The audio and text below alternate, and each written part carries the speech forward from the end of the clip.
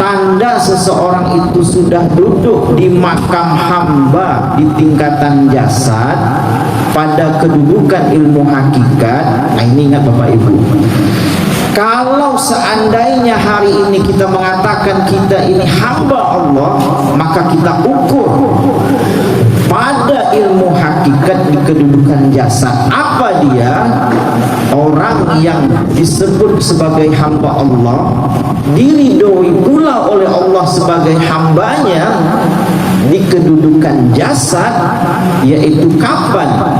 Ketika kuasa Allah itu sedikit pun tidak lagi tersinggah pada dirinya, barulah dia itu betul-betul duduk sebagai hamba Tuhan tersebut di tingkatan jasad pada ilmu hakikat.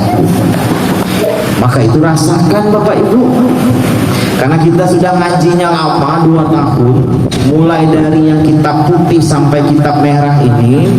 Kitab putih itu dasarnya, tapi dasarnya itu penting sekali Bapak Ibu. Maka itu di syahadat tersebut, ketika Bapak Ibu memahami tentang asyhadu alla ilaha illallah, kalau selama ini memahami bahwa syahadat itu aku bersaksi bahwa tiada Tuhan selain Allah yang wajib disembah, maka tingkatkan pada tingkatan hakikat, bukan lagi pada terjemah tapi pada makna. Apa dia?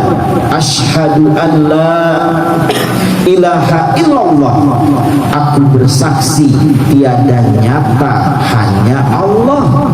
Berarti tak ada yang nyata terkecuali hanya Allah, termasuk memandangnya itu pada diri sendiri.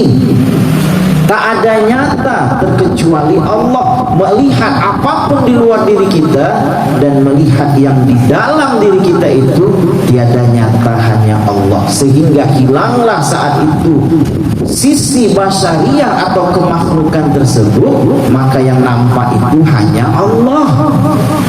Maka Bapak Ibu, ketika sampai pada tingkat ini, maka kita mampu merasakan sedikit pun tidak ada lagi tersinggah kuasa Allah itu pada diri kita, maka barulah kita itu layak disebut sebagai hamba. Ingat Bapak Ibu, kita sering sebutkan, kalau masih ada lagi kuasa Allah itu tersinggah pada diri kita, kita merasa bahwa kuasa itu milik kita, berarti kita belum lagi dianggap sebagai hamba. Apa tak banyak orang Bapak Ibu sebenarnya belum lulus sebagai hamba Allah? Banyak sekali Bapak Ibu, menyebut saja pandai kita, aku ini hamba Allah, tapi Allah belum ridho dia sebagai hamba Allah. Kenapa? Karena kuasa Allah itu masih tersinggah pada dirinya. Kudrat, iradat, ilmu, hayat, sama, basar, kalam itu masih tersinggah pada dirinya. Dia akui itu adalah kuasa dia. Misalnya dia sedang ngajar di kampus, misalnya, aku ini sudah jadi profesor, jadi doktor, sudah banyak sudah ilmu aku nih, selautan kata dia, pintar aku nih. Oh, ingat, kita mencuri kuasa Allah yaitu ilmu, padahal ilmu itu bukan kuasa kita, bukan punya kita, ilmu itu punya Allah. Kalau masih merasa punya ilmu, berarti masih tersinggah kuasa Allah itu pada diri kita, maka kita belum layak disebut sebagai hamba Allah.